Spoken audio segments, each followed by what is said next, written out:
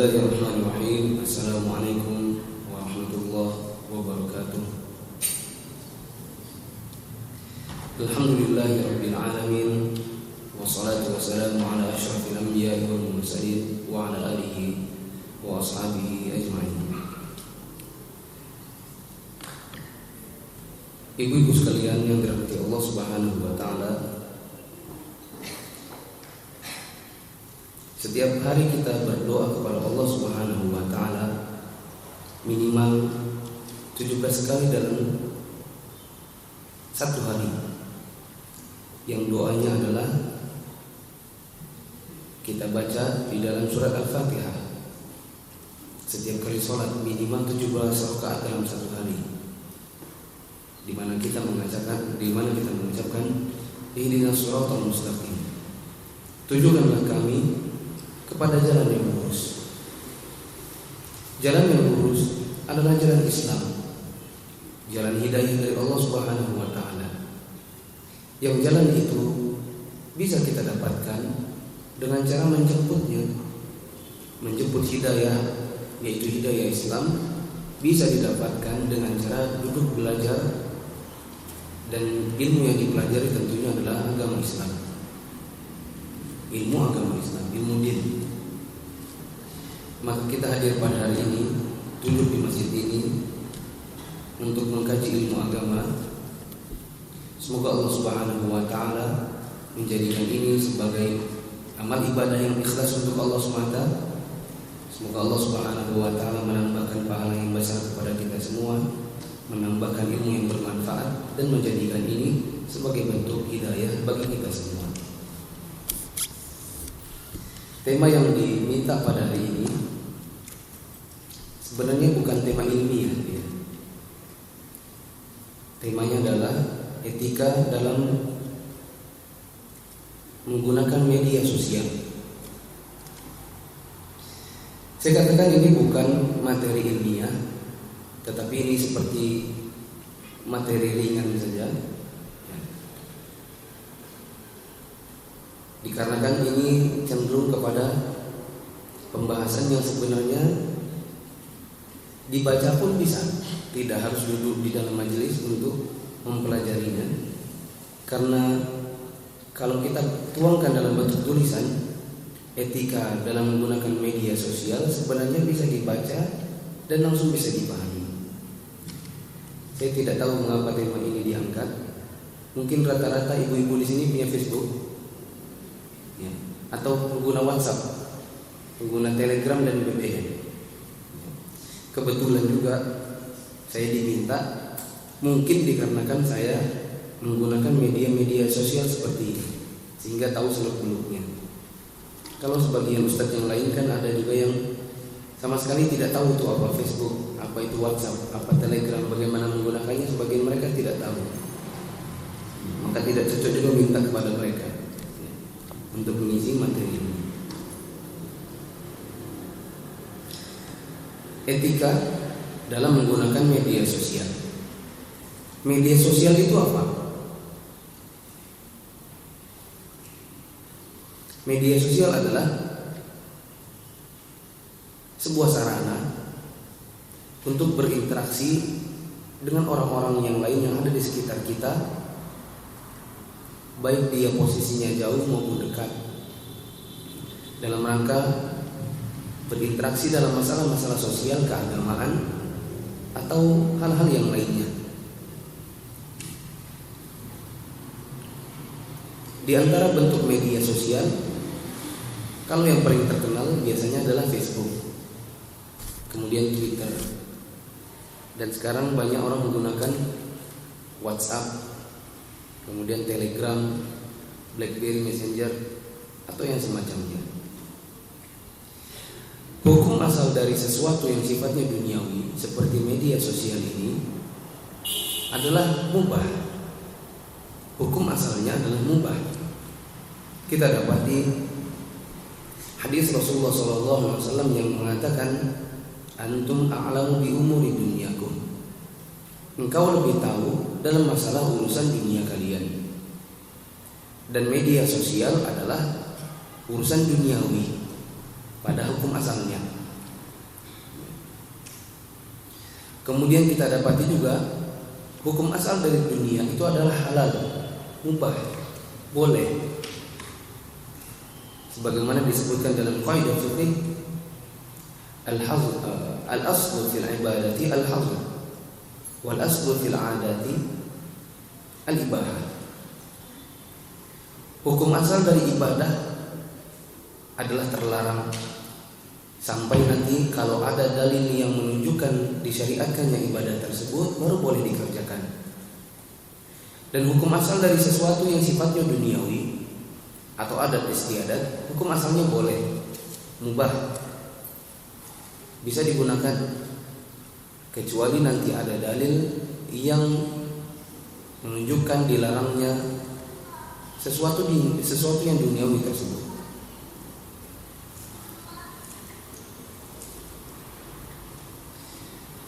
Sehingga media sosial menggunakannya, hukum asalnya adalah mubah. Hukum asalnya mubah, boleh, selama tidak ada hal-hal yang ditunjukkan oleh dalil bahwasanya hal tersebut dilarang.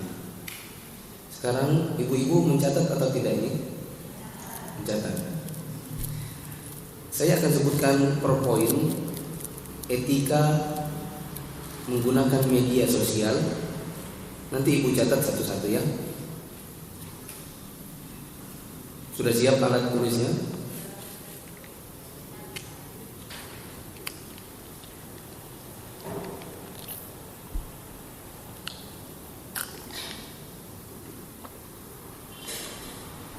Siap ya? Etika menggunakan media sosial secara umum.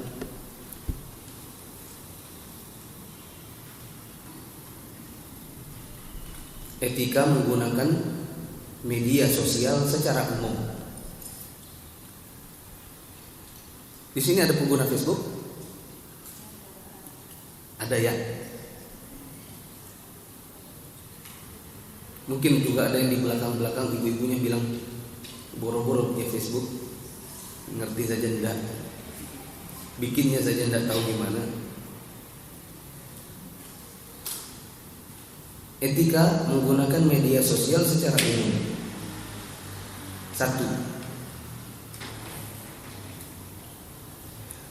Satu, menjadikannya sebagai ladang pahala.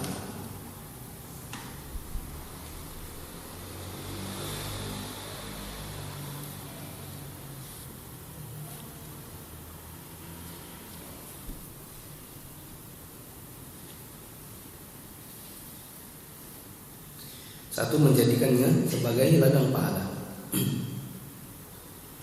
Seperti dengan berdakwah, menimba ilmu, menyebarkannya, silaturahim, dan sebagainya. Menjadikannya sebagai ladang pahala seperti dengan berdakwah, menimba ilmu, menyebarkannya, silaturahim, dan sebagainya.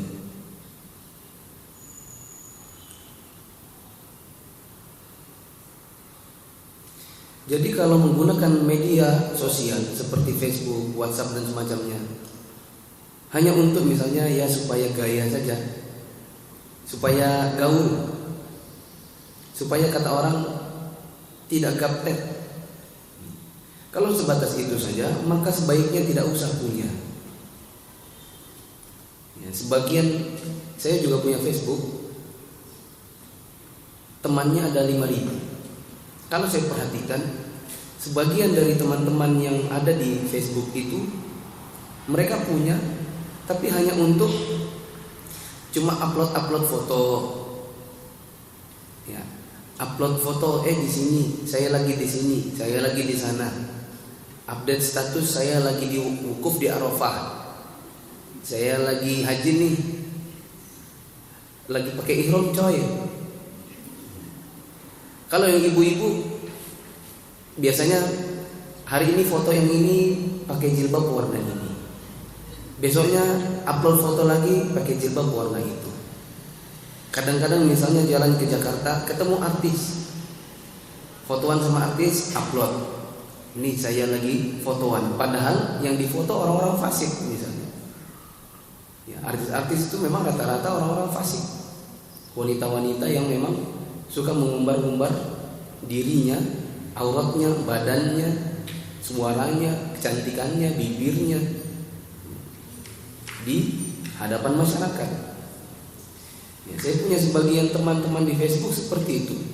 Hari-hari isinya cuma upload foto saja. Foto di sini, foto di sana, foto di Singapura, foto di Jakarta. Hari ini pakai baju ini, baju itu, warna ini, warna itu. Hanya itu saja kerjanya. Maka saya katakan tidak usah punya sekalian. Karena tidak ada gunanya, tidak mendatangkan pahala sama sekali. Hanya akan menyibukkan diri sendiri untuk sesuatu yang sifatnya tidak ada gunanya.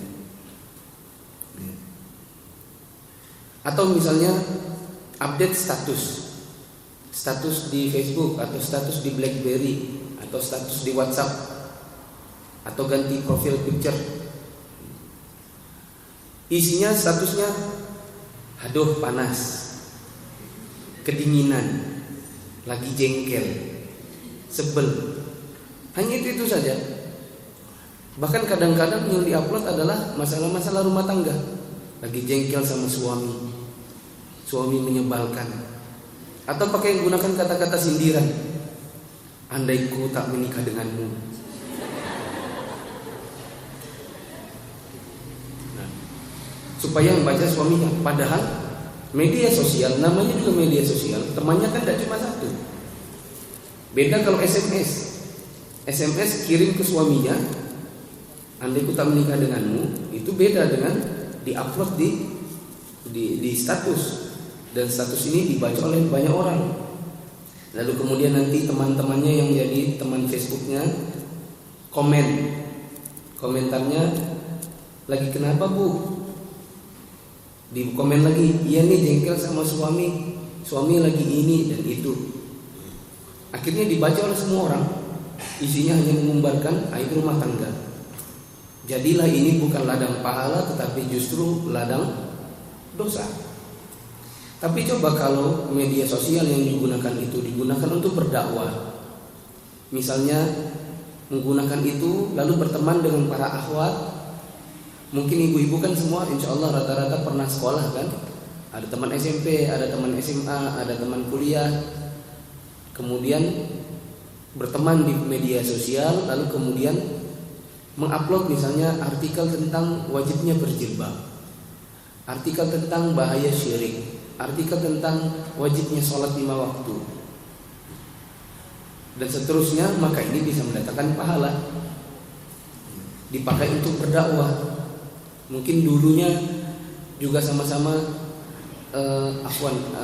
ikhwit itu, kalau dulu kami bilang akhwat tapi gaul, cewek tapi gaul, nggak pakai jilbab. Kemudian setelah umur bertambah, kesadaran bertambah, mengaji, lalu kemudian hidayah semakin kuat, akhirnya mulai berjilbab. Jilbabnya juga sudah syar'i. Kemudian banyak teman-teman SMA, SMP atau kuliahnya yang belum berjilbab, lalu mencari mereka di media sosial, berteman dengan mereka, lalu kemudian mengajak mereka berjilbab. Wah, ini bisa mendatangkan pahala, maka silahkan menggunakan media sosial. Atau digunakan untuk menimba ilmu.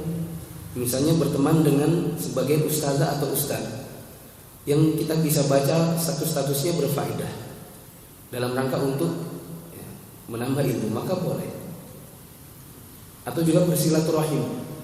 Misalnya punya keluarga di tempat yang lain, di daerah atau di kota yang lain, lalu kemudian menggunakan media sosial untuk bisa silaturahim.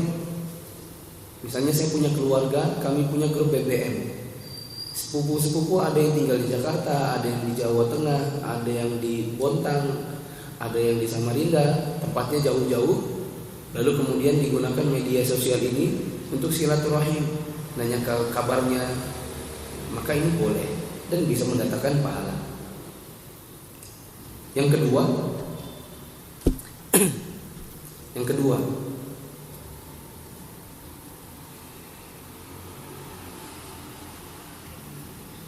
tahu waktu. Tahu waktu.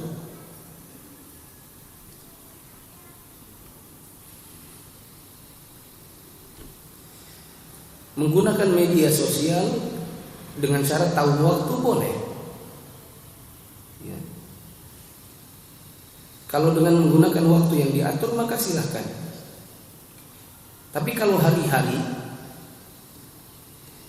sampai-sampai ada kata-kata media sosial itu menjauhkan yang dekat, mendekatkan yang jauh. Kalau teman-temannya yang ada di kota lain dekat, jadi terasa dekat dengan menggunakan media sosial. Tetapi suaminya di dalam rumahnya dekat di sisinya, tetapi jadi terasa jauh. Misalnya sebelum tidur upload status, update status dulu, mau tidur. Yang diupload yang diupdate cuma mau tidur. Karena internetnya lambat, jadi nunggu loading sebentar. Suaminya itu tidak digauli, tidak ditepuk-tepuk misalnya. Kadang-kadang suami kan butuh dicampak-campak. Orang bilang dicampak-campak maksudnya dipok-pok. Atau butuh diajak cerita, tadi hari ini ada kajian apa, ceritanya apa. Tapi karena sibuk dengan internet lambat, login dulu, loading dulu, update dulu, nulisnya lagi, kemudian update, kemudian loading lagi, kemudian kadang-kadang nunggu dulu berapa like-nya, berapa yang komen apa saja. Ya, ini jadi tidak tahu waktu. Sampai kita dapati ada beberapa kasus yang disebarkan di internet, ada ibu balitanya kecemplung di dalam kolam sampai meninggal gara-gara ibunya sibuk Facebookan. Kalau dulu saya pernah dapat berita yang lain yang sejenis, ibu sibuk update status, anak bayi tertutup mukanya dengan bantal sampai kehabisan nafas. Dan setelah selesai update statusnya, anaknya sudah meninggal. Ini adalah bentuk-bentuk tidak tahu waktu. Sampai ada anak TK bikin Facebook, bikin puisi. Judul puisinya adalah Ibuku dan Facebook. Hari-hari dia Facebook, pagi dia Facebook, siang dia Facebook, malam dia Facebook. Sampai ujung dari puisinya, mau kemana dia bawa Facebooknya? Sampai kuburnya.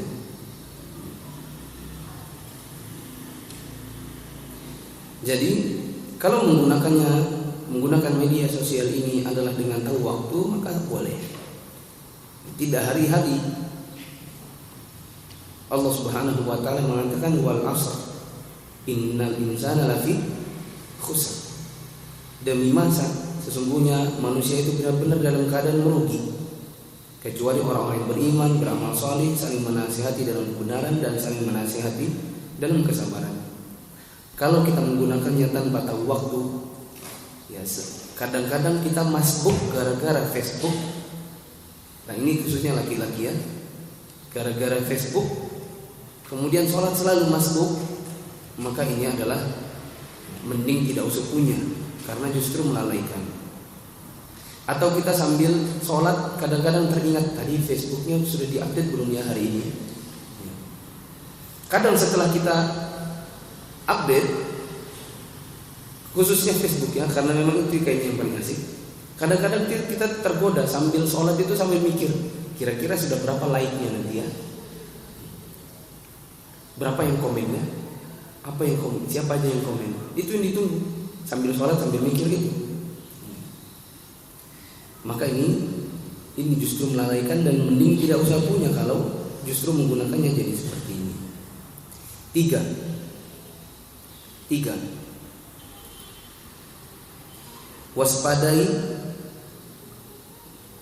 Waspadai zina mata dan hati.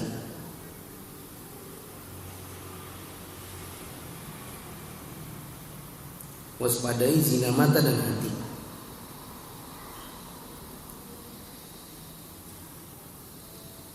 atau menyebabkan orang zina mata dan hati. Jadi dua belah pihak. Waspadai kita yang terfitnah sehingga jadi zina mata dan hati. Waspadai pula menyebabkan orang lain terfitnah sehingga menyebabkan dia zina mata dan hati. Contohnya apa ibu-ibu?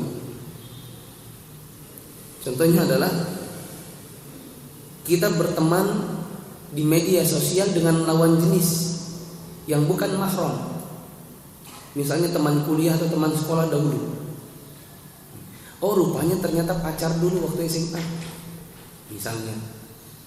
Lalu kemudian kebetulan akunnya, profile picture-nya itu adalah gambar dirinya. Dan ibu-ibu sudah bersuami misalnya. Lalu hari-hari lihat foto suami orang, foto mantan pacar, foto teman di Facebook. Kebetulan saja juga lebih ganteng daripada suaminya. Akhirnya, ya, kadang-kadang bagaimanapun kalau kita bilang suami saya lebih ganteng daripada siapa begitu ya, kadang-kadang tidak bisa dipungkiri ternyata itu hanya menghibur diri sendiri saja, sekedar menghibur diri.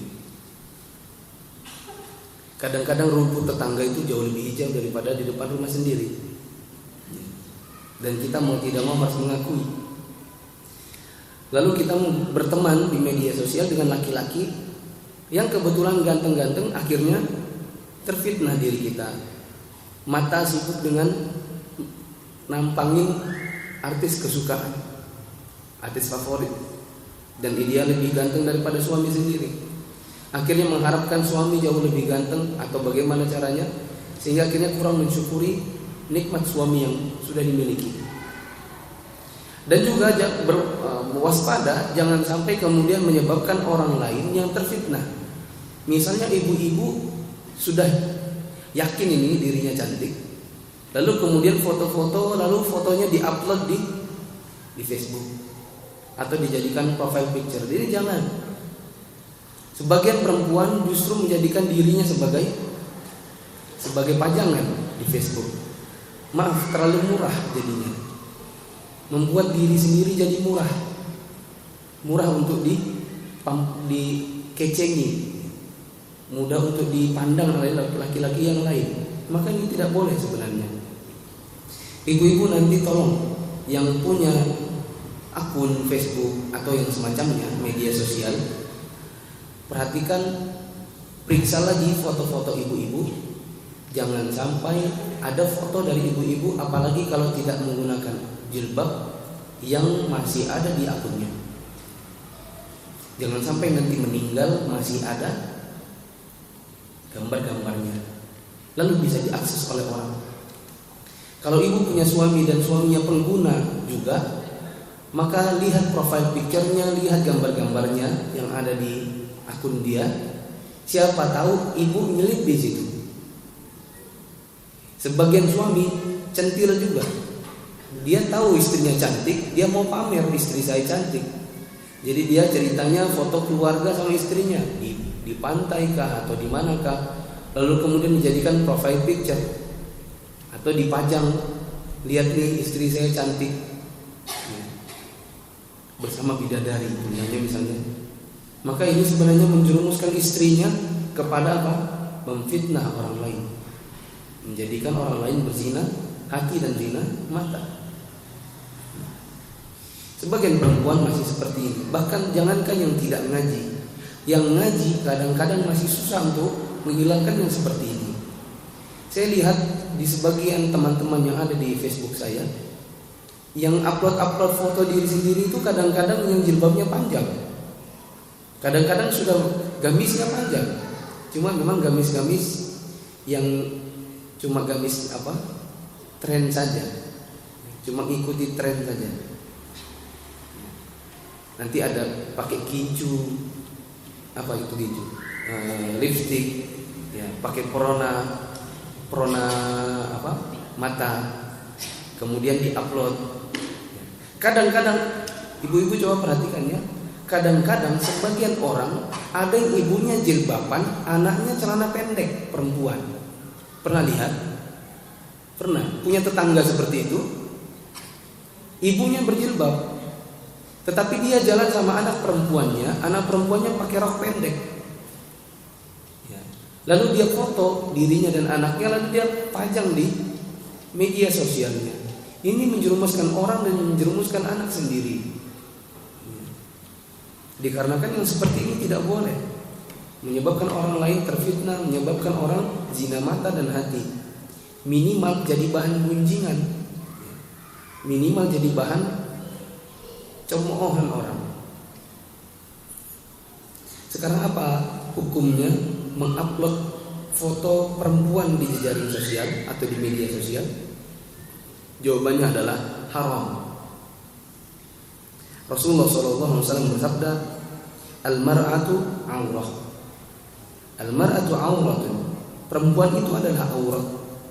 Wa innaha idza kharajat istashrafaha asyaitan.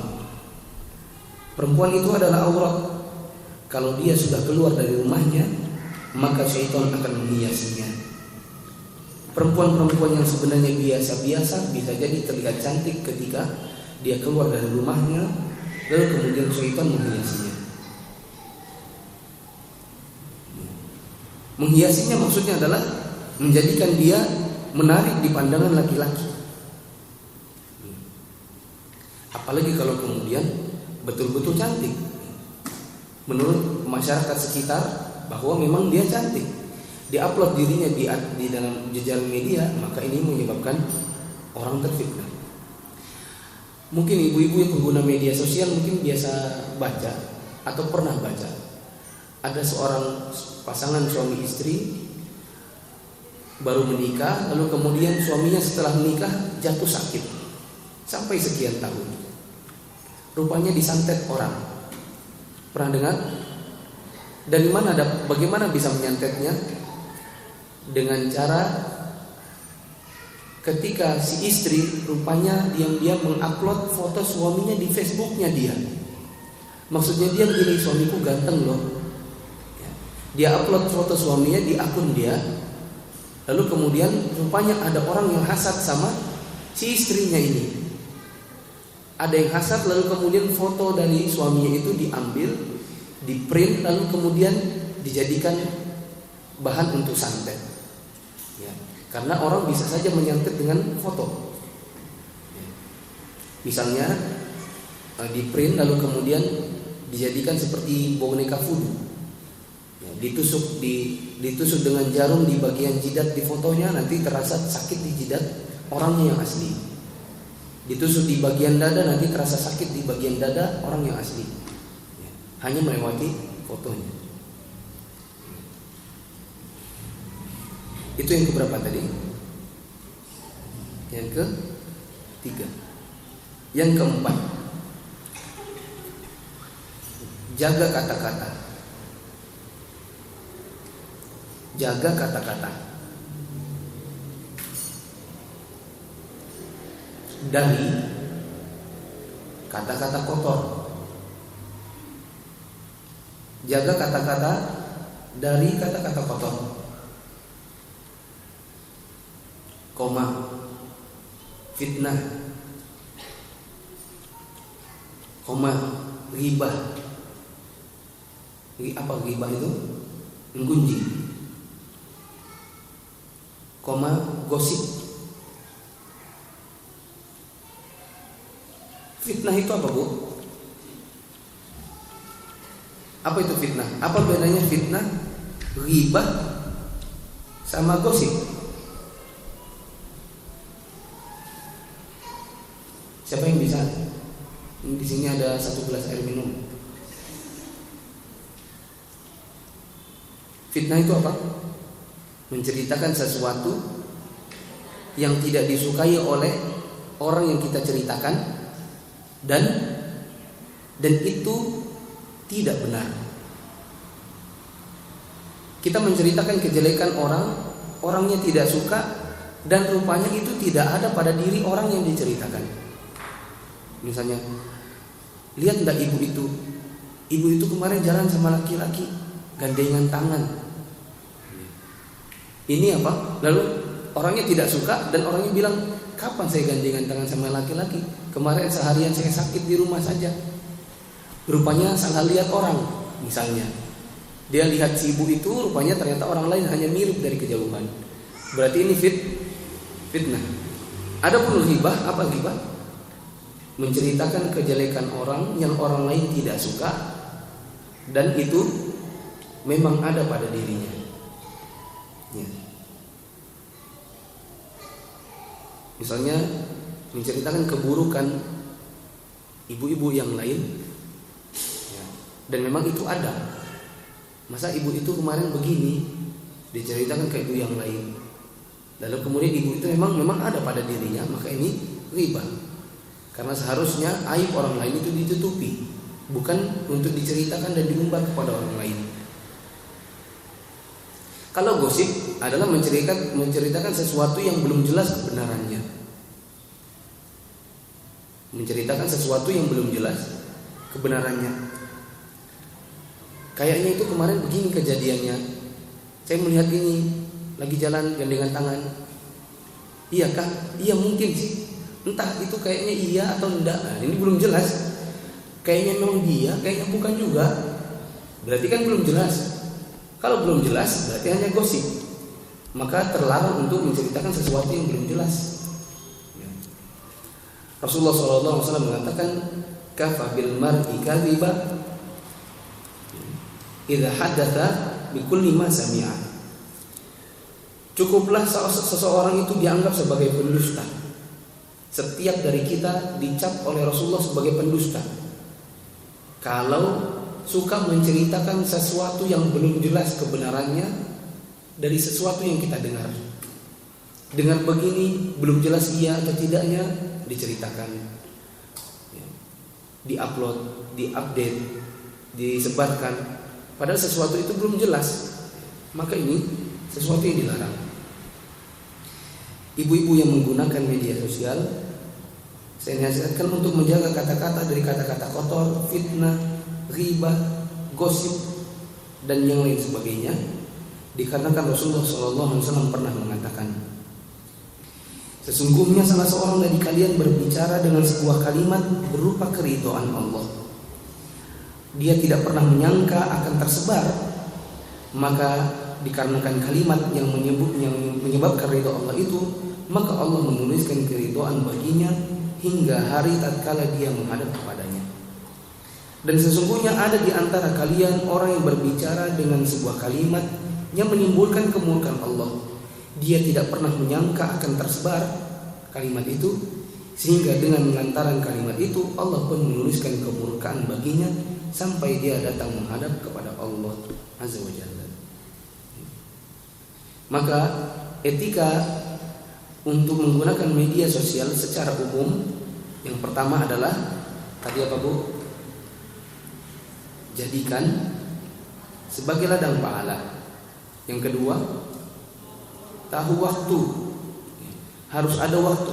Kalau sudah waktu datangnya suami, maka jangan gunakan media sosial itu kecuali memang betul-betul penting. Itu pun bilang sama suaminya, Pak tunggu ya, saya mau jawab ini, ada pesan WhatsApp di grup misalnya. Misalnya di antara ibu-ibu ada yang jadi daiyah atau pendainya di situ, di sebuah grup. Ya, ada orang bertanya tentang sesuatu, izin sama suaminya, saya mau jawab ini dulu, ada pertanyaan. Ya, kalau memang penting.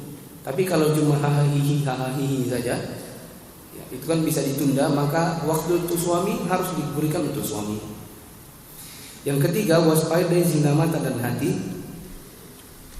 dan waspadai untuk menimbulkan zina mata dan hati bagi orang lain. Kemudian yang keempat, jaga kata-kata dari kata-kata yang kotor, fitnah, ghibah, gosip dan yang semacamnya. Itu tadi secara umum.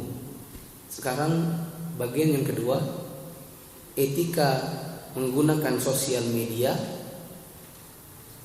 dalam rangka berdakwah.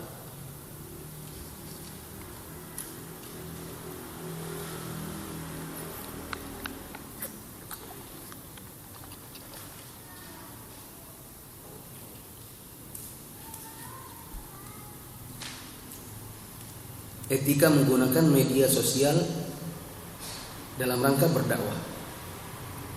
Sebagian di antara kita ada yang punya media sosial seperti Facebook dan yang semacamnya, dan dia menggunakan etika yang nomor satu yang secara umum tadi, yaitu dia menggunakannya sebagai ladang pahala, yaitu dengan cara berdakwah. Nah, ketika seseorang ingin berdakwah melalui media sosial, maka di sana juga ada etika. Tidak sembarang kita katakan saya akan berdakwah. Berdakwah juga ada aturannya, ada etikanya, dan ini perlu diperhatikan. Nomor satu,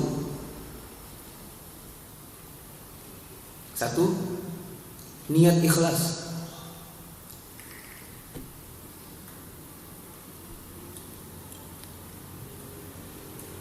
Niat ikhlas. Sebagian orang ada yang berdakwah di media sosial, tetapi tidak ikhlas untuk Allah, tetapi semata-mata untuk bisa dikatakan ustaz atau ustazah, supaya akunnya laris, di like oleh banyak orang, di follow oleh banyak orang, di komen oleh banyak orang. Ya, hari-hari mengupdate status bukan untuk betul-betul berdakwah, tetapi semata-mata hanya untuk supaya dipanggil ustaz, supaya dipanggil ustazah dan yang semacamnya. Sehingga memang kadang-kadang kita menemukan ada yang namanya ustaz Facebook. Ustaz Facebook maksudnya dia jadi status-statusnya itu sebenarnya ya memang isinya dakwah, tetapi semuanya hasil copy paste. Semuanya copy paste. Supaya di ini banyak orang, diikuti banyak orang dan semacamnya. Atau dia menggunakan pemikiran dia sendiri saja. Lalu seakan-akan bahasanya adalah bahasa dirinya, supaya nanti orang-orang senang dipanggil ustaz, dipanggil ustazah dan yang semacamnya. Saya menemukan ada beberapa akun ummahat di Facebook, kebetulan saja berteman dengan saya. Biasanya saya kalau ketemu akun Facebook ummahat, biasanya kalau sudah satu kali saja, si pemilik akun yang akunnya ini adalah akun perempuan, dia menuliskan satu kali saja, dia menuliskan misalnya, aduh panas, lagi capek. Biasanya langsung saya hidden. Saya tidak hapus, tidak saya delete, saya tidak unfriend. Tapi yang saya lakukan adalah meng-hide seluruh statusnya dia, sehingga saya tidak akan pernah melihat dia lagi, tetapi dia masih bisa melihat status-status saya. Kadang sebagian umat itu memang isinya bagus-bagus ya.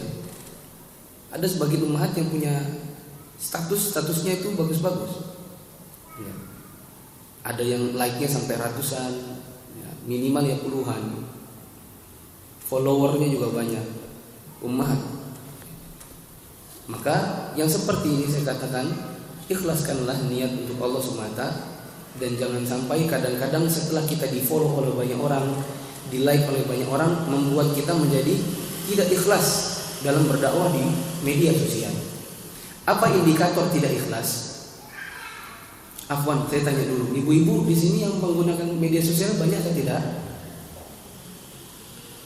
Sedikit. Nanti saya sudah ngomong unfriend, follow, hidden, rupanya ibu-ibu tidak paham itu apa gitu. Ya, saya jadi ngomong seperti ngomong sama orang desa. Apa ya?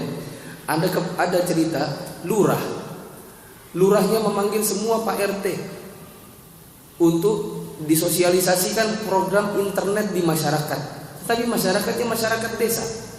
Pak lurahnya bilang, semua kepala RT semuanya harus mensosialisasikan kepada seluruh anggota masyarakatnya. Katakan kepada mereka, menurut era globalisasi, dalam 1 bulan lagi, mau tidak mau, suka tidak suka, internet akan masuk ke dalam kampung kita. Lalu kemudian Pak RT-nya ada yang mengatakan, Pak, sudah sampai mana internetnya? Sudah sampai mana dia kira? Seperti ABRI masuk desa. Sudah ngomongnya luar biasa, internet akan masuk di kampung kita. Lalu kemudian para RT mengatakan, sudah sampai mana internetnya, sudah sampai di mana dia, di bandara mana. Nanti saya takutnya begitu ya, saya menggunakan istilah-istilah media sosial, lalu kemudian yang diajak ngomong rupanya tidak paham. Aduh, ini bahaya. Nanti kalau ibu-ibu tidak paham, protesnya jangan sama saya, protes sama yang kasih tema ini. Panitianya diprotes. Kenapa kasih tema seperti ini? Nah, indikasi kurang ikhlas dalam berdakwah di media sosial adalah salah satu indikasinya sedih kalau tidak ada yang like. Ya Bu, sebagian orang ada yang naruh hadis-hadis gitu ya. Misalnya ibu-ibu punya Facebook, taruh hadis riwayat Bukhari, bunyinya begini, terus tidak ada yang like sama sekali. Kemudian sedih, aduh tidak ada yang like. Cari hadis yang lain yang lebih mantap. Besoknya tidak ada yang like lagi. Oh ada yang like hari ini 1, 2, alhamdulillah, langsung senang. Semakin banyak semakin bangga. Berarti akun saya disukai banyak orang. Maka ini indikasi tidak ikhlas. Kalau ada yang like, alhamdulillah. Tidak ada yang like, terus saja berdakwah. Siapa tahu sebenarnya ada orang yang baca. Kan yang penting dibaca, bukan di like-nya. Nomor 2.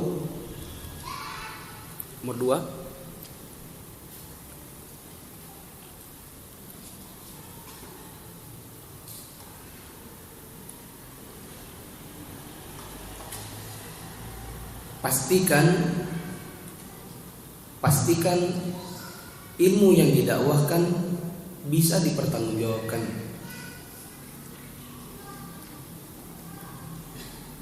Pastikan ilmu yang didakwahkan di media sosial itu dapat dipertanggungjawabkan.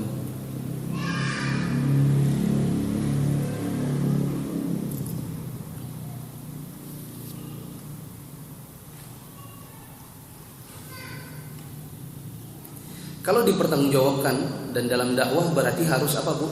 Sesuai apa? Sesuai dengan Al-Quran dan Sunnah yang sahihah. Atau juga bersandarkan kepada perkataan para sahabat.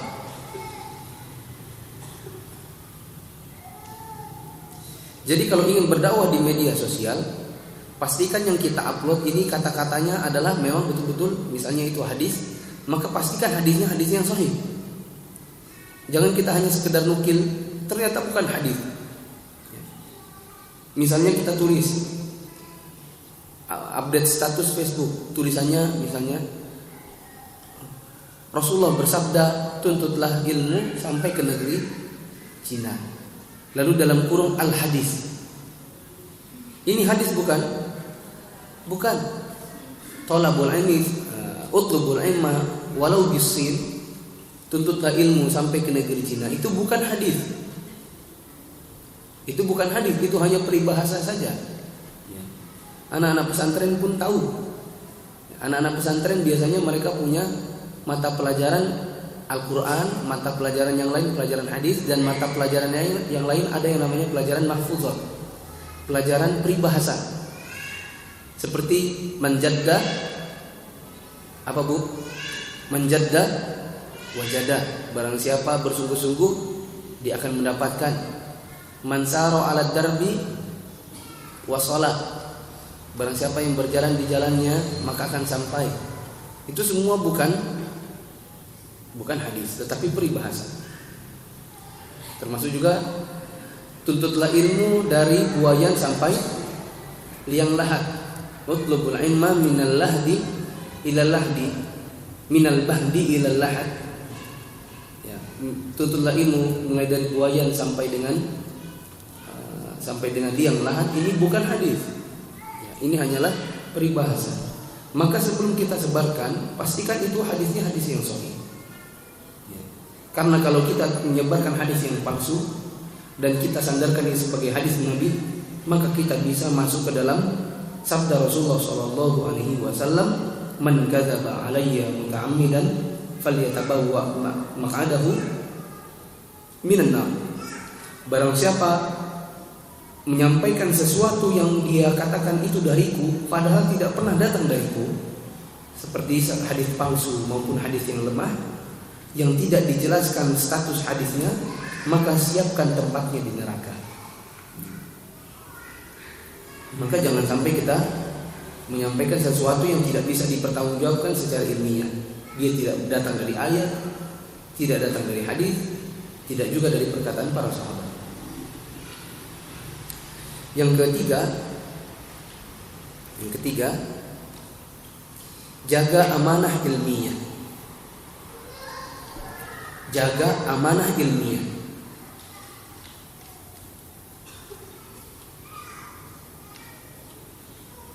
Menjaga amanah ilmiah itu adalah dengan mencantumkan sumber penukilan.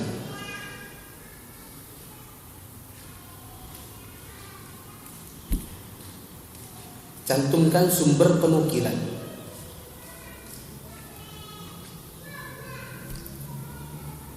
Apa yang ketiga ini tadi? Jaga amanah ilmiah dengan mencantumkan sumber penukilan. Kalau kita dapat misalnya tafsir dari sebuah ayat, maka kita sandarkan ini tafsir adalah tafsir, misalnya tafsir Ibnu Katsir. Dalam kasih status misalnya, status bla bla bla bla, kasih dalam kurung tafsir Ibnu Katsir, bukan tafsir pribadi. Tafsir As-Sa'di, kalau bisa dengan jilidnya, tafsir pada ayat apa disampaikan, dituliskan. Kalau itu adalah hadis, maka tuliskan hadis riwayat siapa. Hadis riwayat siapa? Kita dapatkan di buku mana, itu dicantumkan. Kalau itu adalah perkataan orang, maka jangan dihilangkan ini katanya siapa. Jangan nanti menuliskan sesuatu lalu kemudian dihilangkan penulis aslinya, seakan-akan itu punya kita sendiri. Misalnya ya, ada kata-kata bagus sekali, ada puisi bagus sekali, puisinya Islami misalnya, kita taruh di status kita. Setelah ditaruh begitu, lalu kemudian penulis puisinya tidak dicantumkan namanya, maka tidak boleh. Seakan-akan itu puisi kita yang larang. Nanti kalau di-share ada yang tulis di-share dari statusnya Ibu Anu, supaya dia nanti yang terkenal. Sebagian orang ada yang seperti itu, nulis di WhatsApp. Kebetulan ada grup WhatsApp, dia cuma copy paste, kebetulan kata-katanya bagus.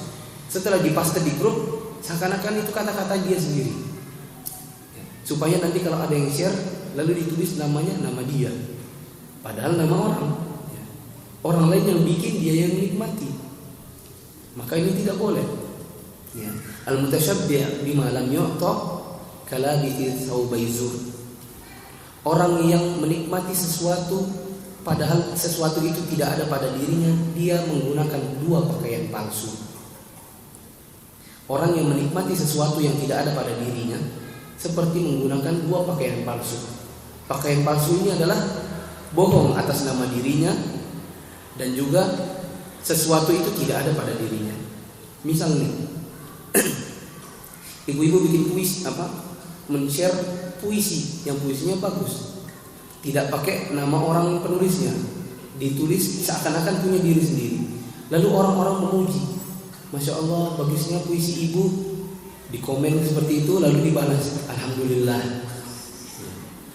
Orang lain yang nulis, orang lain nanti ada temannya yang komen, bagusnya bu, hebat, bikin lagi puisinya. Kemudian jawab, iya Alhamdulillah, hebat kan? Berarti ini memakai dua pakaian palsu. Apa pakaian palsunya? Satu, pujiannya tidak cocok untuk dirinya karena bukan dia yang bikin. Yang kedua, puisi itu memang bukan dia yang bikin. Jadi dua palsunya. Puisinya palsu, pujiannya pun palsu. Atau contoh yang lain, misalnya ibu-ibu bertamu kepada temannya. Kemudian kebetulan aja hari Senin atau hari Kamis. Kemudian disuguhkan makanan, "Bu, ayo makan." Enggak usah. Kenapa, puasa kah? Hanya maksudnya apa? Supaya dikira puasa. Berarti ini sudah puasa, sudah enggak usah diajak makan. Lalu kemudian senang orang lain memuji dirinya seakan-akan puasa, maka dia menggunakan 2 pakaian palsu. Puasanya tidak, pujiannya pun tidak cocok, karena tidak terjadi pada dirinya. Jadi yang seperti ini ya harus dihilangkan ya. Sebagian orang itu ada yang suka begitu, disebut dengan mutasyabbi' bima lam yu'ta, kenyang menikmati sesuatu yang tidak ada pada dirinya. Akhirnya dia menikmati sesuatu yang palsu, pujian orang palsu, sesuatu yang dipuji oleh orang itu pun palsu, tidak ada pada dirinya. Jadi jaga amanah ilmiah. Ketika men-share suatu artikel yang bagus, tulis sumbernya dari mana, bahwa bukan kita yang menuliskannya kalau memang kita men-share-nya.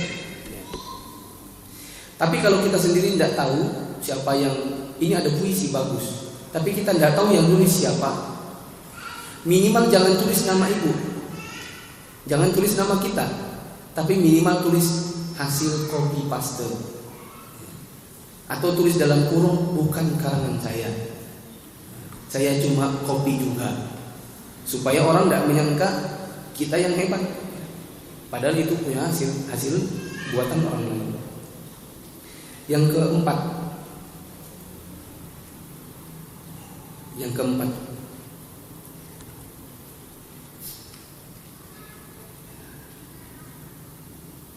kembali ke nomor 4-nya yang umum tadi. Jaga kata-kata. Jaga kata-kata.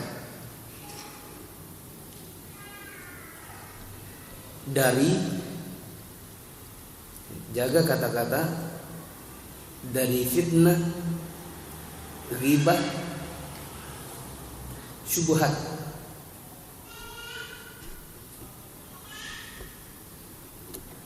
Jaga kata-kata dari fitnah, ghibah, syubhat.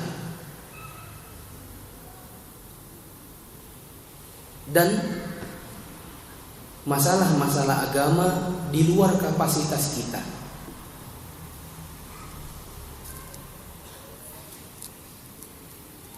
Jaga kata-kata dari fitnah, ghibah, syubhat, dan masalah-masalah agama di luar kapasitas kita.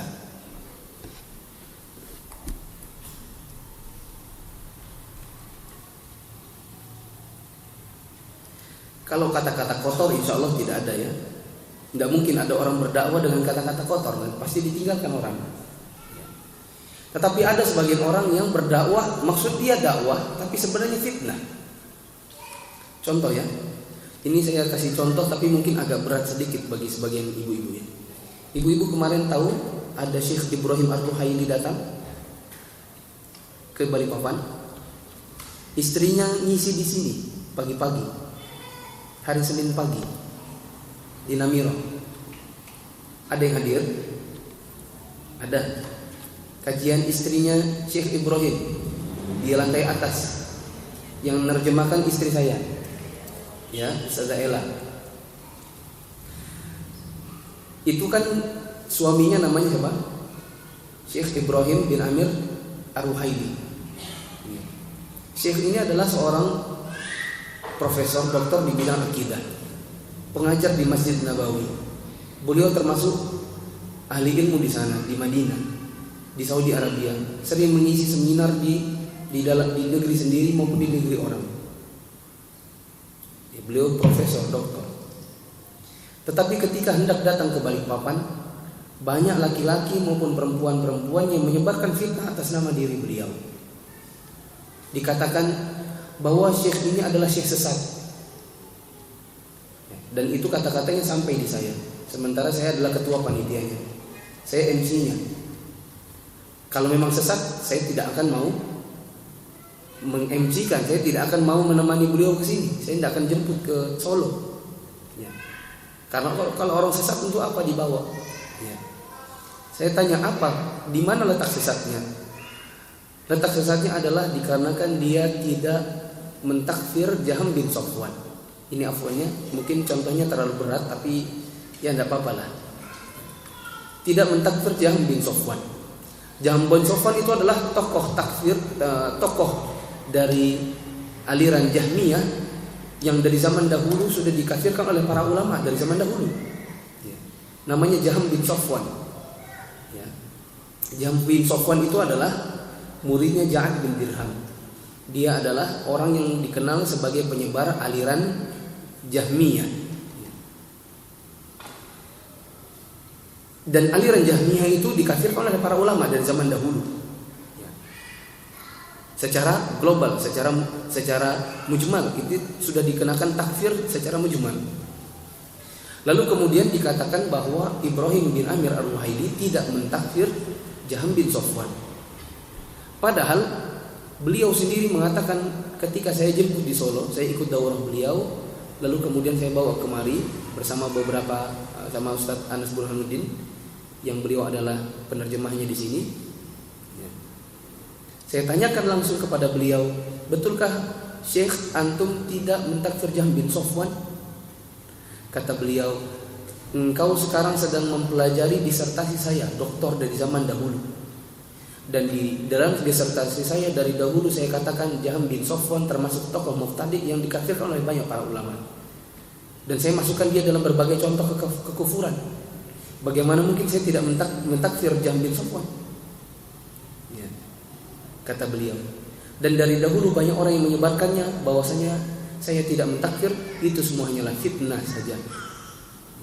Kata beliau, itu fitnah. Kamu rekam, sebarkan kata-kata saya ini. Sebarkan disertasi saya.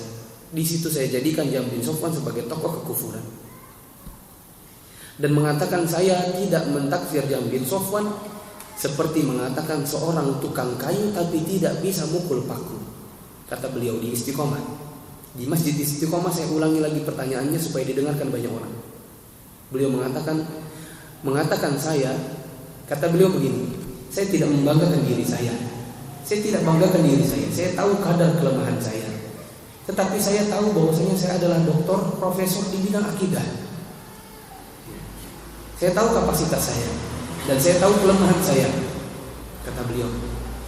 Tetapi kalau mengatakan saya dengan segala kelemahan saya tidak mentakfir Jaham bin Safwan, padahal saya adalah doktor atau profesor di bidang akidah, itu sama dengan mengatakan seorang tukang kayu tidak bisa mukul paku. Apakah mungkin? Jawabannya tidak mungkin. Tetapi ini banyak disebarkan oleh perempuan maupun laki-laki di media sosial dan sampai kepada saya. Di Balikpapan ini banyak yang memfitnah beliau, menyebarkan lewat WhatsApp, menyebarkan lewat Facebook bahwasanya beliau begini dan begini. Padahal setelah di cross check itu semua hanyalah fitnah saja. Dan berulang kali saya menjawabnya di media sosial juga bahwa semua itu adalah fitnah. Tetapi sebagian orang mengira itulah dakwah. Sebagian orang mengira itu dakwah. Kata mereka, saya berdakwah. Dakwahnya apa? Isinya ternyata fitnah. Maka ibu-ibu sekalian rahmati Allah, hati-hati. Kadang-kadang kita berniat untuk berdakwah, tetapi ternyata isinya adalah fitnah.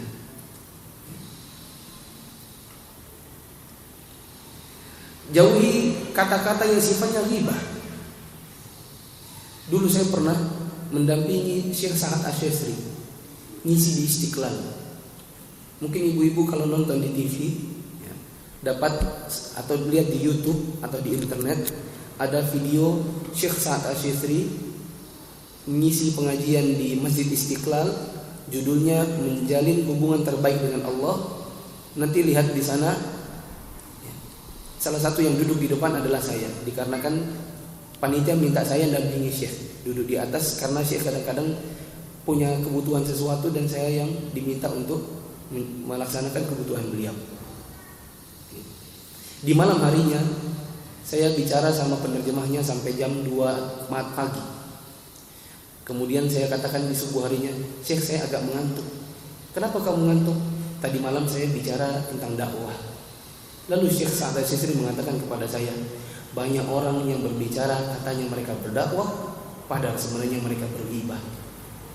Banyak orang membicarakan dakwah, dakwah tentang orang, ya, yang dibicarakan adalah orang lain, yang isinya sebenarnya hanyalah ghibah. Afwannya agak berat contohnya, tetapi saya tidak dapatkan contoh yang lain lagi kecuali itu saat ini. Jadi jaga kata-kata dari fitnah dan ghibah. Kemudian jaga kata-kata kita dari yang namanya syubhat dan masalah-masalah agama yang tidak nyampe dalam kapasitas kita. Afwan, ibu-ibu biasanya tidak identik dengan politik, ya? Iya atau tidak? Ya, kecuali sedikit saja ibu-ibu yang agak keblenger dengan politik, kadang-kadang ya, mencalonkan diri juga jadi caleg misalnya. Padahal tugas sebagai seorang wanita jauh lebih besar untuk mengajari anak di rumah. Ya. Kalau di Arab Saudi, ini sebagai perbandingan saja. Kalau di Arab Saudi, perempuan biasanya memiliki pekerjaan. Kalau dia pun punya pekerjaan, biasanya jadi dokter. Dokternya pun tidak semua bidang, hanya di bidang-bidang yang memang butuh untuk menangani wanita. Seperti dokter obgyn ya, namanya, dokter kandungan, dokter kelamin, dokter kulit, atau ada yang ada hubungannya dengan wanita, atau menjadi suster, menjadi perawat. Sisanya menjadi guru baik di SD, SMP, TK, SMA maupun perguruan tinggi negeri atau perguruan tinggi, ya, dan yang ditangani adalah siswa-siswa atau siswi-siswi atau mahasiswi. Itu saja. Hampir tidak ada kita dapati perempuan-perempuan misalnya duduk di bidang politik. Lalu kemudian saya katakan memang biasanya bidang politik itu tidak identik dengan perempuan. Tetapi manakala kita berdakwah di media sosial, berarti kalau perempuan maka hindari sebisa mungkin untuk tidak membicarakan masalah-masalah politik. Apalagi kalau berdebat kusir untuk masalah politik. Karena memang tidak identik dengan perempuan. Perempuan itu biasanya identik dengan masalah kewanitaan, dengan dakwah-dakwah yang memang sampai pada diri mereka. Tetapi kalau pada masalah politik luar negeri, masalah-masalah yang lainnya yang sifatnya banyaknya adalah ranahnya laki-laki, maka sebaiknya itu dihindari. Karena khawatir nanti akan berbicara sebuah masalah yang tidak sesuai dengan kapasitasnya. Walaupun saya tidak katakan tidak boleh sama sekali. Saya tidak mengatakan tidak boleh sama sekali perempuan bicara politik, tetapi saya hanya mewanti-wanti untuk menghindari bicara sesuatu yang tidak sampai pada kapasitas seorang wanita. Jangankan wanita, lelaki pun banyak yang tidak cocok bicara masalah politik. Kalau ibu-ibu nonton siaran-siaran dakwah, misalnya di satu TV dakwah, ada 10 ustaz. Biasanya tidak semua ustaz bicara politik. Biasanya ada spesialisasinya. Ada ustaz yang memang spesialisasinya bidang akidah, ada yang spesialisasinya hadis, ada yang spesialisasi muamalah, dan ada yang kadang-kadang bicara tentang politik. Tidak semua pun berbicara, hanya sebagiannya saja. Oleh karenanya kalau itu tidak sesuai dengan kapasitas kita, maka hindari bicara masalah agama yang seperti ini. Yang kelima, jaga akhlak mulia. Jaga akhlak mulia, yaitu dengan berkata-kata yang baik, dan manakala berdiskusi atau berdebat maka gunakan kata-kata yang baik. Diskusi dengan kata-kata yang baik. Berdebat pun jangan mencela, tetapi gunakan kata-kata yang baik. Ada sebagian ummahat saya lihat status-status Facebooknya isinya sindiran saja. Ya, pokoknya kalau dibaca pasti ada seseorang yang disindir. Misalnya tadi, andai ku tak menikah denganmu, kalau tidak mau pergi sana. Siapa yang dituju ini? Pasti kan ada yang dituju. Ya. Terserah saya dong, saya mau apa. Nah, itu kan pasti ada yang diajak bicara kan. Cuma bentuknya sindiran. Maka saya katakan ini bukan kata-kata yang bagus, bukan status-status yang bagus. Hindari kata-kata seperti itu. Nyindir-nyindir seperti itu tidak bagus. Hindari yang seperti itu. Kemudian yang keenam, pertimbangkan maslahat mafsadat yang timbul akibat status. Maksudnya status medianya ya. Pertimbangkan maslahat dan mafsadat yang timbul akibat aktivitas kita di media sosial. Misalnya kita upload gambar, maka perhatikan dengan mengupload gambar ini kira-kira ada mafsadatnya enggak ya? Misalnya begini, ibu niat mau dakwah tentang jilbab, tetapi yang diupload adalah gambar diri sendiri, kebetulan juga cantik. Kira-kira ibu-ibu upload atau tidak? Bu, tidak ya.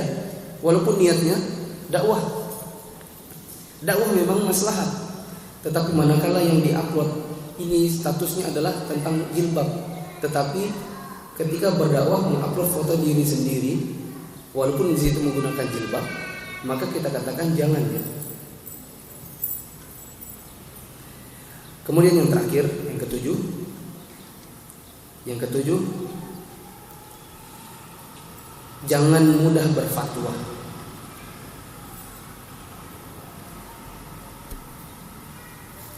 Jangan mudah berfatwa. Allah Subhanahu wa taala mengatakan, "Wala taqfu ma laysa laka bihi ilm, inna sam'a wal basara wal fuada kullu ulaika kana anhu mas'ula." Jangan berkata-kata sesuatu yang kamu tidak tahu ilmunya. Jangan ikut-ikut sesuatu yang kamu tidak tahu ilmunya. Karena sesungguhnya pendengaran, penglihatan, dan hati kita semua nanti akan dimintai pertanggungjawaban di akhirat. Maka kalau kita tidak tahu, katakan saya tidak tahu. Sebagian orang, laki maupun perempuan, kalau menggunakan media sosial kan bisa dihubungi secara jalur pribadi. Misalnya saya menggunakan Facebook. Setiap orang bisa mengirimi saya pesan, bertanya tentang suatu pertanyaan. Apa hukumnya ini Ustaz? Apa hukumnya ini Ustaz? Biasanya saya kalau memang saya tahu, saya akan jawab. Tapi saya bukan tipe copy paste. Kalau misalnya saya menukil perkataan, biasanya saya kasih saya kasih rujukannya atau sumbernya. Kecuali kalau saya ingin cepat saja, instan jawabannya, maka saya cukup mengatakan begini dan begitu, selesai. Untuk dalil boleh ditanya kalau kita bertemu secara langsung. Saya katakan seperti itu, kalau hanya ingin cepat. Tetapi kalau memang ada pertanyaan yang saya tidak tahu, maka saya harus mengucapkan saya tidak tahu. Misalnya ditanyain apa hukumnya begini, saya tidak tahu, maka katakan tidak tahu. Dan tidak boleh mudah berfatwa. Kalau tidak tahu, boleh juga kita mengatakan saya belum tahu, nanti saya carikan. Nah ini boleh. Nanti saya carikan, nanti saya tanyakan kepada yang lebih tahu, nanti saya carikan fatwanya, nanti saya carikan sumbernya dan seterusnya. Maka ini boleh. Tetapi kalau langsung dijawab dan sementara kita tidak tahu ilmunya, maka tidak boleh. Itu berdosa. Di antara dosa besar adalah berkata-kata sesuatu yang kita tidak mengetahui ilmunya. Dan orang yang paling bodoh itu adalah orang yang paling mudah untuk berfatwa sementara dia tidak memiliki ilmunya. Wallahu a'lam bishawab. Masih ada sekitar 14 menit. Kalau ada pertanyaan silakan.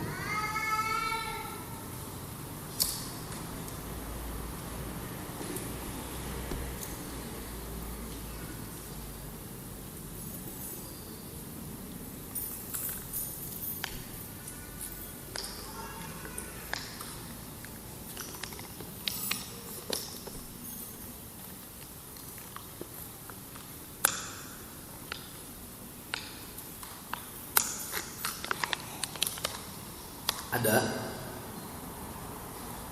Enggak ada? Atau ada yang pakai kertas?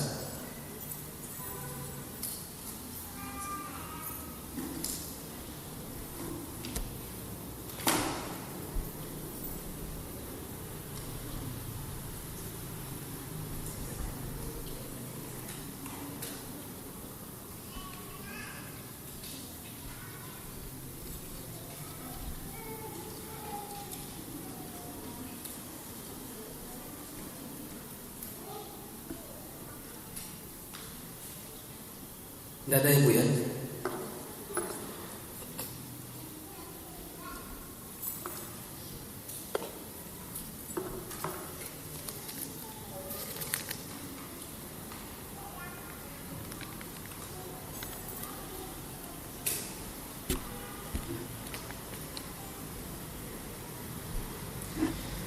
Ini pertanyaan, tadi pertanyaan global saja.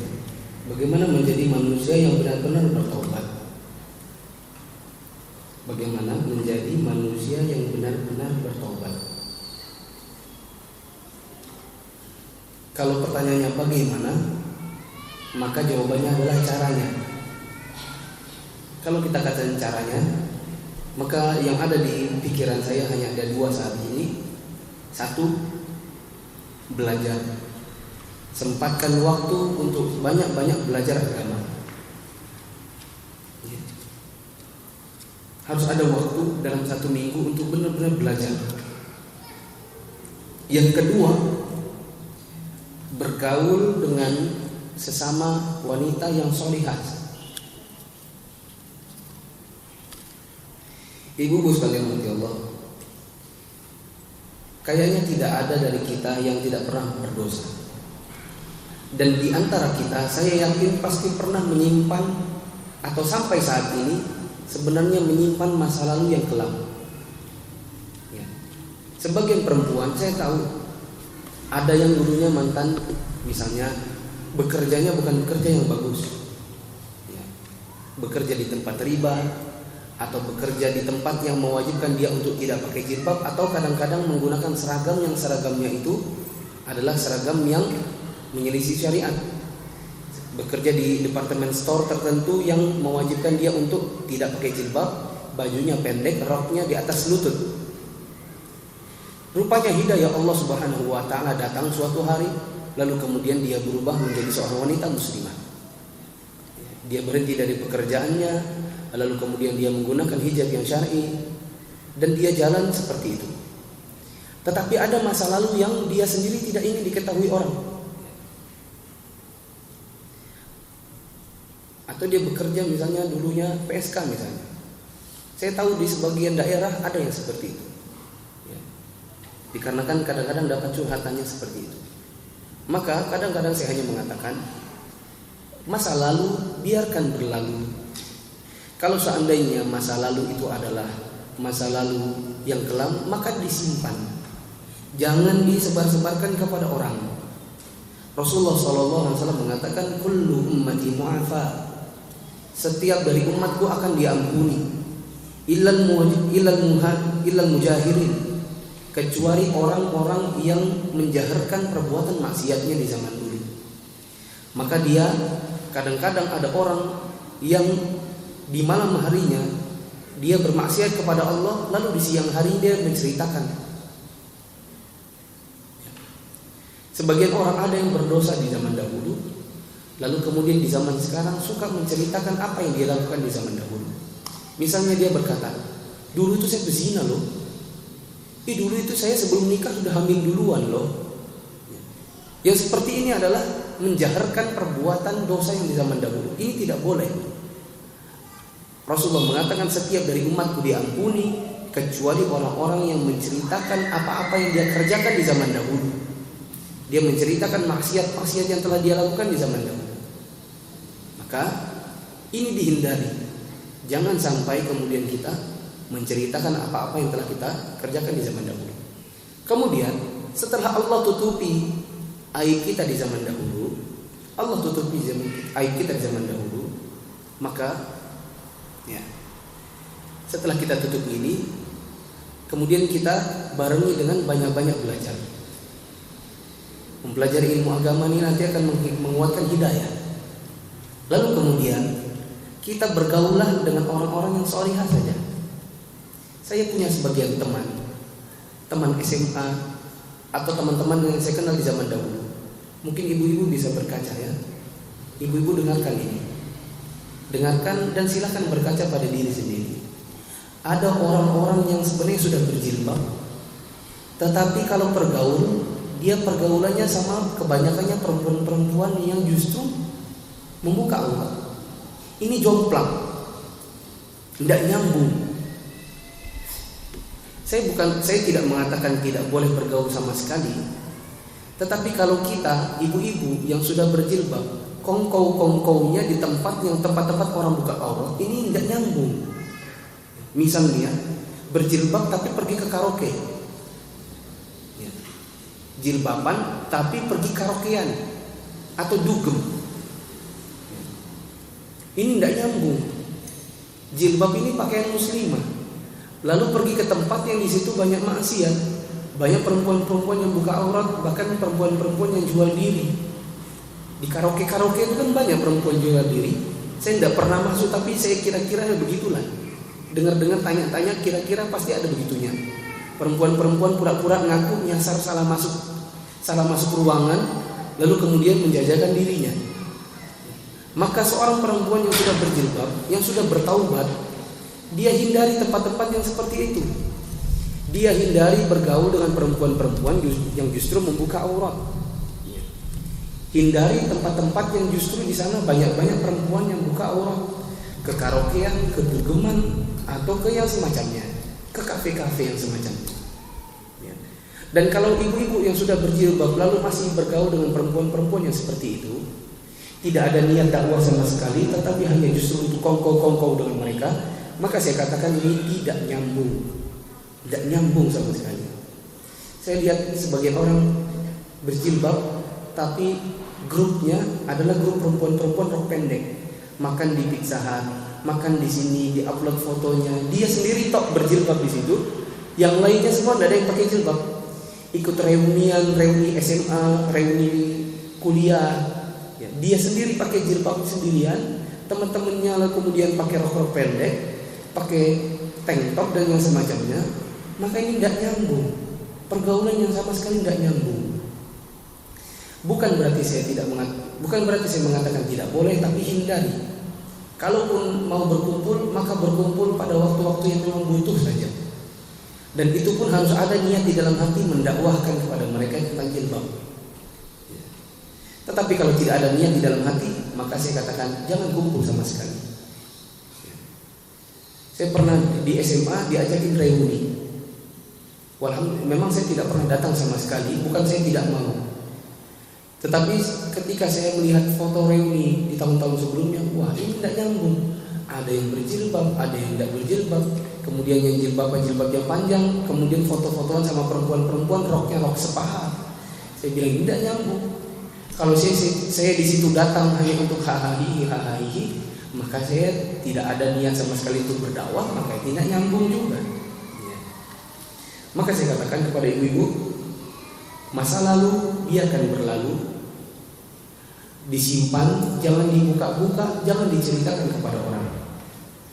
Kemudian banyak-banyak belajar untuk menuntut ilmu. Dalam 1 minggu harus ada waktu-waktu yang banyak untuk bisa menuntut ilmu. Lalu kemudian bergaulah dengan wanita-wanita yang salihah. Jangan bergaul dengan wanita-wanita fajirah yang membuat kita luntur. Ibu-ibu yang sudah berjilbab, maka jauhi untuk banyak kongkow-kongkow dengan perempuan-perempuan yang tidak berjilbab. Jauhi untuk kongkow-kongkow di tempat-tempat yang di situ justru banyak maksiat, karena tidak nyambung sama sekali antara jilbab dengan perbuatan maksiat. Seperti pergi ke karaoke, pergi ke kafe, pergi ke dugem yang semacamnya bersama perempuan-perempuan yang tidak menggunakan hijab.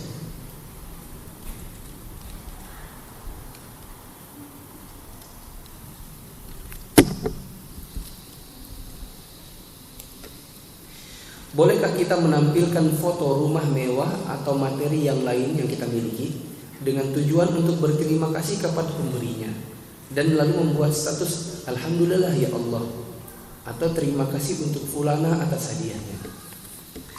Kalau yang pertanyaan pertama, fotonya adalah foto rumah mewah atau mobil baru atau yang semacamnya, maka tidak boleh, dikarenakan sangat dekat dengan yang namanya riya atau pamer, sangat dekat dengan kesombongan. Bedanya 11-12 ya, 11-12, benang tipis. Foto rumah diri sendiri atau foto mobil baru diupload di Facebook supaya orang lihat ini saya punya mobil baru atau punya rumah mewah, walaupun nanti judul statusnya adalah alhamdulillah. Saya katakan ini sangat dekat dengan yang namanya ujub, riya dan pamer. Dan yang sama dengan ini, mengupload foto diri sendiri pada saat sedang haji dan umroh. Alhamdulillah lagi umroh, atau sedang pakai ihram. Ibu-ibu naik-naik di Jabal Uhud, naik-naik ke atas sehingga kadang-kadang keplecok lalu jatuh, kakinya sakit. Di atas foto-foto sama suaminya. Setelah foto lalu kemudian diupload di Facebook lalu mengatakan alhamdulillah bisa juga nginjak di sini. Padahal tadi di bawah sudah keplecok kakinya. Itunya tidak diupload. Ya. Coba tulis alhamdulillah nyampe di sini walaupun keplecok. Pasti dia nggak akan tulis. Ya. Dikarenakan pasti malu-maluin diri sendiri. Biasanya yang di-upload itu yang bagus-bagusnya saja. Alhamdulillah lagi umroh. Padahal sebenarnya umrohnya cuma sebentar, mayoritas hari di sana jalan-jalan ke mall. Ya. Saya dapat sebagian orang, ada perempuan yang pernah berkata, alhamdulillah nyampe di sana. Kemana aja di sana? Ya ke mall aja. Mumpung mallnya di depan Masjidil Haram katanya. Ya. Maka saya katakan jangan upload yang seperti ini, jangan update status yang seperti ini, walaupun nanti tujuannya adalah karena dia identik dengan pamer. Identik dengan pamer. Kalau mau berterima kasih kepada Allah, maka cukup ucapkan alhamdulillah. Alhamdulillah. Sudah, enggak usah diupload fotonya.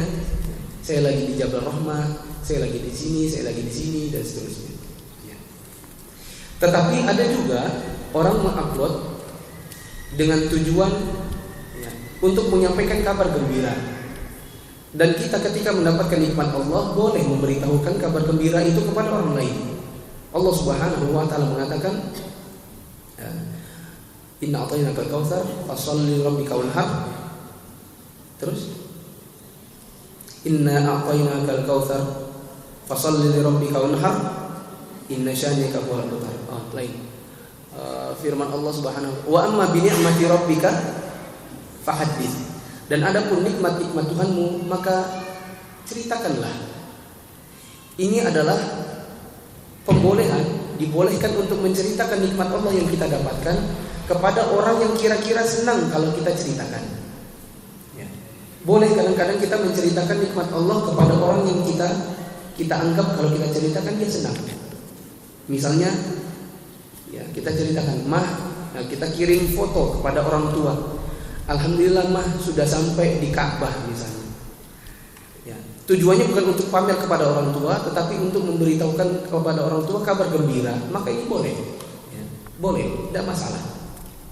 Tetapi tentu beda kalau di-upload dalam bentuk status, takutnya nanti jadi riya. Ya. Adapun kalau kita diberikan hadiah kepada orang, lalu kita upload hadiahnya, kita foto hadiahnya itu, misalnya hadiahnya tas lah misalnya. Kita foto tasnya, kita upload lalu kemudian kita tag dia. Kalau di Facebook di tag, terima kasih Mbak Fulana atas hadiahnya, jazakillah khairan, semoga Allah mengganti dengan balasan yang setimpal. Maka ini boleh insyaallah.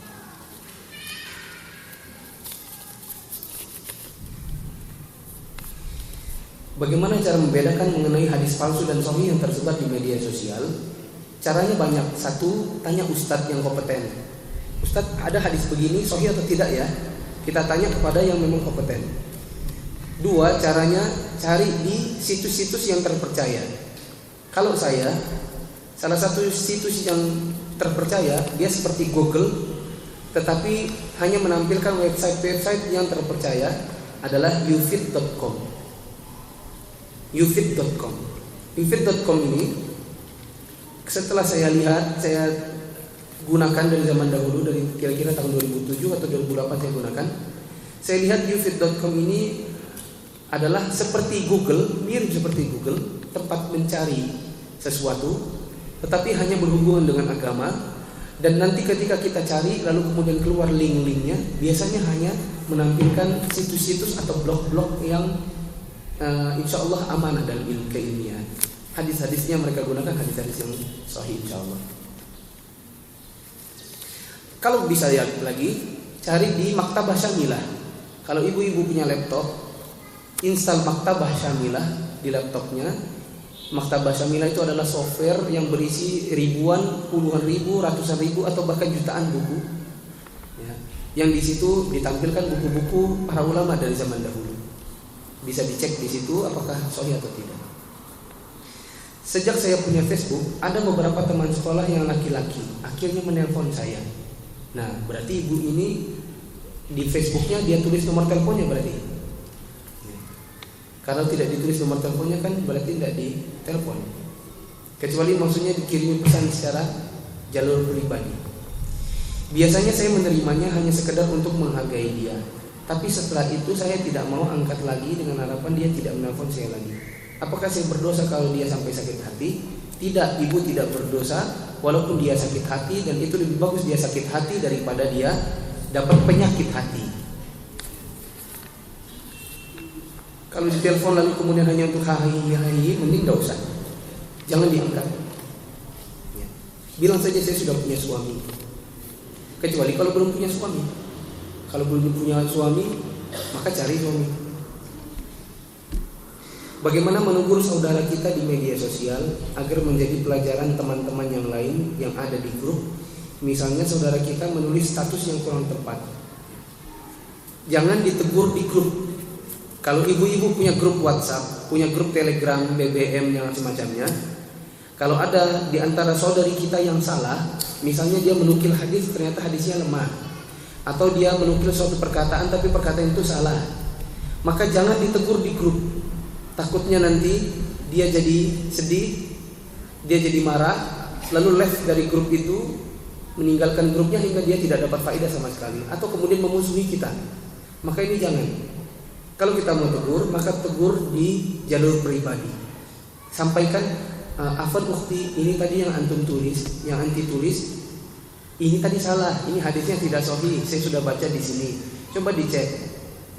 Nanti kalau dia jawab, oh begitukah? Iya, ini hadisnya tidak sahih. Sebaiknya anti ralat di grup. Nanti biar dia nggak meralat sendiri. Jangan kita tegur di grup. Ya. Ukhti itu salah, jangan ditegur seperti itu. Ya.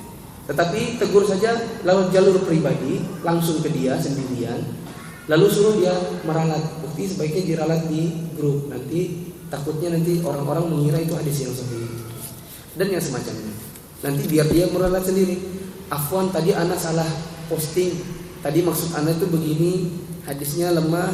Ana kira sahih. Afwan ya, afwan semua. Nah, biarkan dia yang meralat sendiri. Pertanyaan terakhir.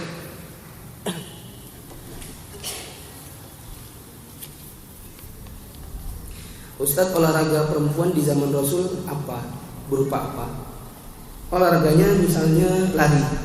Karena Rasulullah dan Aisyah kadang-kadang lari, lomba lari. Kalau ibu-ibu mau olahraga yang di zaman sekarang, boleh yang biasa-biasa saja, ya. Yang penting tidak memfitnah laki-laki. Oh, ini kok Hello Kitty-nya datang lagi nih. Sudah pertanyaan terakhir tadi. Dulu Ana pernah main tenis sama istri Ana di Saudi. Tapi dia main tenis tidak pakai pakaian tenis, tetap pakai cadar, pakai jilbab, ya. Tetap pakai gamis, tetap menutup aurat. Ya. Itu pun di tempat yang sepi, misalnya di halaman rumah sendiri, atau di belakang rumah kita punya halaman sendiri, punya tenis meja, tenis meja, lalu main sama istri, atau istri main sama anak, memang tidak masalah. Hukumnya boleh. Yang penting tadi, ya, kalau itu hampir terbuka di tempat umum, maka jaga auratnya, jangan sampai, ya, karena berdalih ini kan cuma main-main di depan rumah lalu pakai celana pendek misalnya, atau pakai celana panjang tapi tidak tertutup kakinya, auratnya terbuka, jilbabnya jilbab pendek, ya. Lalu kemudian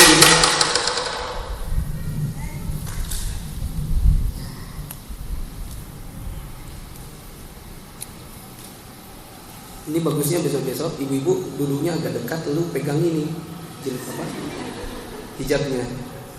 Iya, jauh-jauh gini nanti kadang dia terbang.